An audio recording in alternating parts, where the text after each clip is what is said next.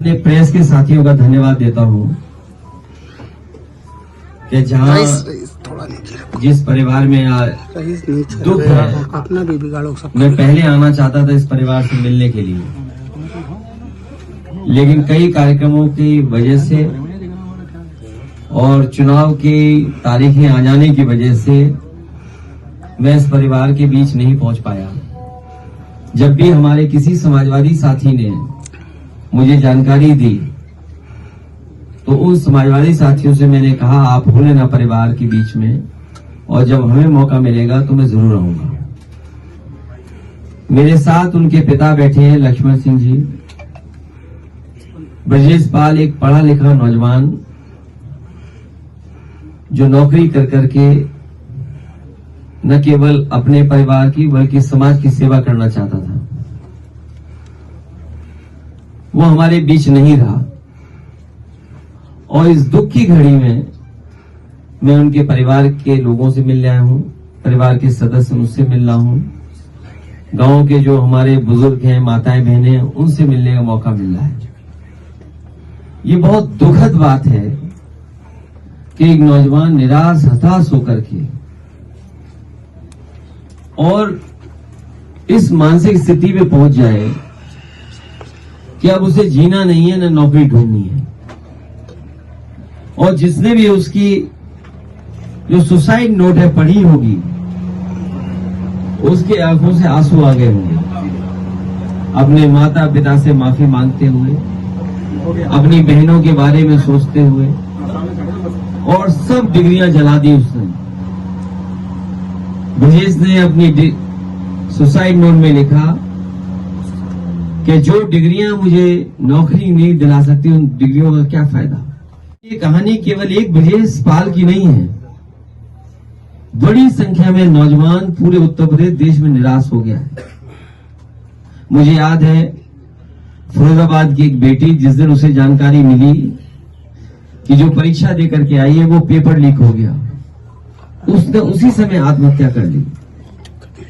अगर हम प्रदेश के और देश के आंकड़े देखें, खासकर शहरी आंकड़े और गांवों के आंकड़े, तो हमें मिलेगा कि बड़े पैमाने पर नौजवान निराश होता चला जा रहा है। पहले तो वो डिग्री हासिल कर ले रहा है, पढ़ाई पूरी कर रहा है, और जब नौकरी की तलाश में नौकरी नहीं मिल रही है तो वो घर आके बैठ जाता है या अपने परिवार के काम को बांटने लगता है। ये स्थिति पैदा कर दी है। और अभी जो देश के आंकड़े आए हैं, 90% नौजवान के हाथ में नौकरी और काम नहीं है। सोचिए, किसी देश और समाज के अंदर अगर 90% आने वाली पीढ़ी के हाथ में नौकरी और रोजगार नहीं है, तो सोचो हमारे समाज का भविष्य क्या होगा। केवल नौजवान ही नहीं, जो एनसीआरबी के दिल्ली के आंकड़े हैं, वो आंकड़े ये बताते हैं कि 1 लाख किसान आत्महत्या कर चुका है पिछले 10 साल में। सोचिए, जिस देश का किसान और नौजवान निराश हो जाए और इस स्थिति पे पहुंच जाए, तो हमारा समाज और देश कैसे आगे बढ़ेगा। आत्महत्या की वहीं पर केंद्र सरकार और उत्तर प्रदेश की सरकार ने दावा किया था कि उत्तर प्रदेश में 90 लाख नौकरी दी जाएगी अपने संकल्प पत्र में, और उसका दावा हवा इस तरह का दिखाई दे रहा है और युवाओं को आत्महत्या करना। देखिए, ये सवाल पूछना और चुनाव के समय पूछना बहुत जरूरी है कि जिन लोगों ने कहा था कि साल में 2 करोड़ नौकरी देंगे, आज नौकरियां कहाँ हैं, रोजगार कहाँ है। और फिर पेपर लीक क्यों? पेपर लीक के कारण मैंने कई बार गणित समझाया कि 60 लाख बच्चे प्रभावित हुए हैं जो पेपर लीक के कारण नौकरी नहीं पा पाए, जिन्होंने परीक्षा के लिए तैयारी की, मेहनत की, दिन रात पढ़े, पैसा खर्च किया, ट्यूशन करा, कोचिंग ली, ट्रेनिंग ली, और उसके बाद 60 लाख बच्चों को पेपर लीक का सामना करना पड़ा। अगर हम 60 लाख बच्चे, उनके माँ बाप को जोड़ दें, 3 सदस्यों को ही परिवार का अगर हम मान लें, 3 का गुणा अगर हम 60 लाख से कर दें, तो उत्तर प्रदेश में 1 करोड़ 80 लाख लोग हैं जो इस सरकार के खिलाफ दिखाई दे रहे हैं। यही 1 करोड़ 80 लाख अगर हम 80 से भाग दे दें लोकसभा का, तो हर लोकसभा में 2,25,000 वोट इस सरकार का कम हो गया। सोचिए 2,25,000 जिस सरकार का, जिस पार्टी का वोट कम हो जाएगा, वो कैसे लोकसभा के लोग जीतेंगे? देखिए नौजवान जो हाई डिग्री और जिसको व्हाइट कॉलर जॉब बोलते हैं, जिनका पैकेज लाखों का है, 6,000 लोगों को नौकरी मिली। तो ये कुछ बातें मैं इसलिए बता रहा हूं कि जब विकास होता है, जब काम होता है, तो लोगों को नौकरी और अवसर का मौका मिलता है। लेकिन इस सरकार में पिछले जितनी भी परीक्षाएं लिखी गई, सब पेपर लीक हो गए। मेरे हाथ में नौजवान ब्रजेश पाल ने जो परीक्षाएं देने के लिए या एडमिट कार्ड बनवाए हैं, सोचिए कितनी संख्या मेरे हाथ में जो है। अगर मैं देखूं तो ये देखिए कितनी परीक्षाएं हैं जो बेचारा बैठ करके सोचता था कि अगर ये परीक्षा हो जाएंगी तो इसमें मुझे नौकरी मिल जाएगी।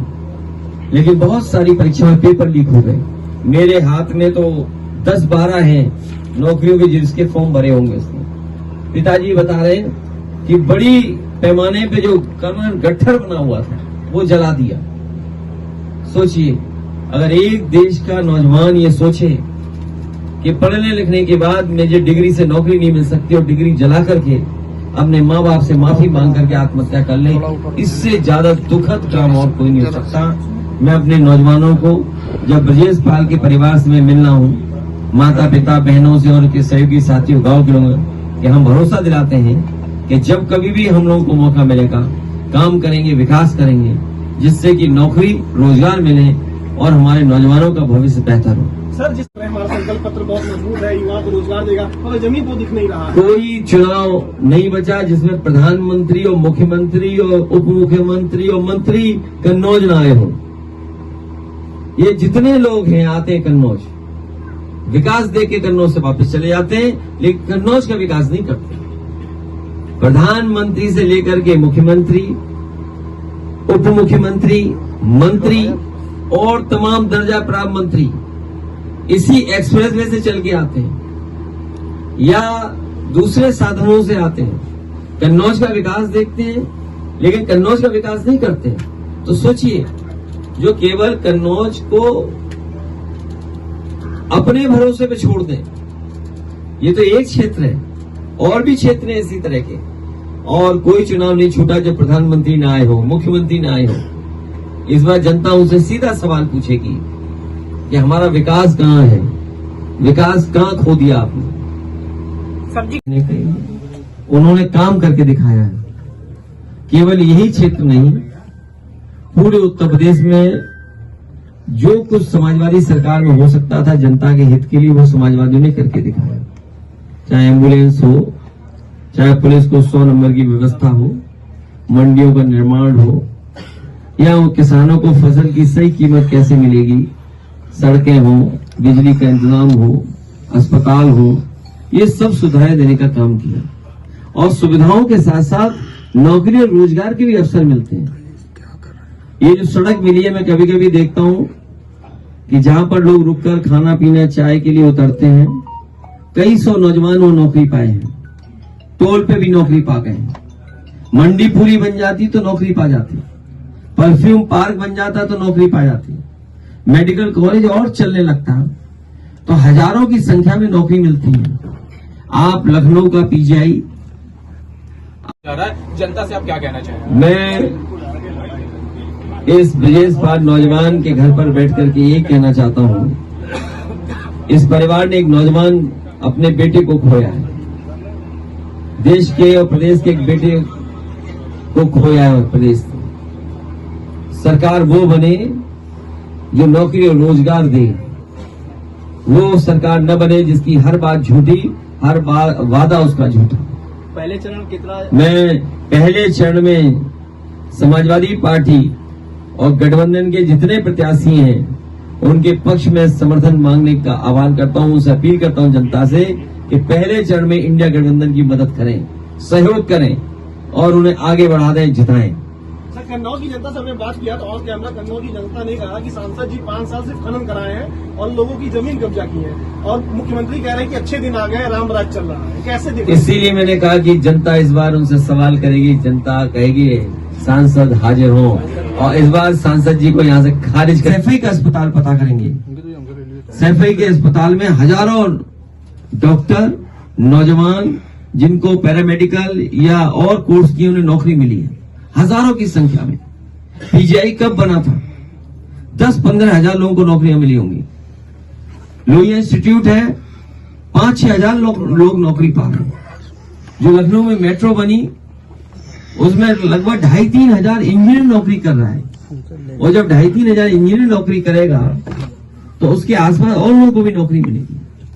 लेकिन बीजेपी कह रही है कि संविधान बदलेंगे अगर 400 सीट आ गई तो। संविधान बदल गया तो हमारी ये भोली वाली जनता जिसको बाबा साहब भीमराव अम्बेडकर जी ने अधिकार दिया एक वोट डालने का, इनकी साजिश है कि गरीब जनता वोट ही न डाल पाए, वोट का अधिकार भी छीन लें। और नौकरी इसलिए नहीं दे रहे हैं क्योंकि नौकरी देने से उन्हें आरक्षण देना पड़ेगा, क्योंकि आरक्षण नहीं देना चाहते इसलिए नौकरी का पेपर लीक करा रही है। समाजवादी पार्टी का गढ़ कन्नौज कहा जाता है, लेकिन अभी तक प्रत्याशी नहीं, जनता को इंतजार है। देखिए यही तो गढ़ का कमाल है। बीजेपी से लेके सब घबराए हुए हैं कि कन्नौज इस बार लाखों वोट से हराने वाली है। सांसद जी हाजिर हों, क्या काम किया उन्होंने?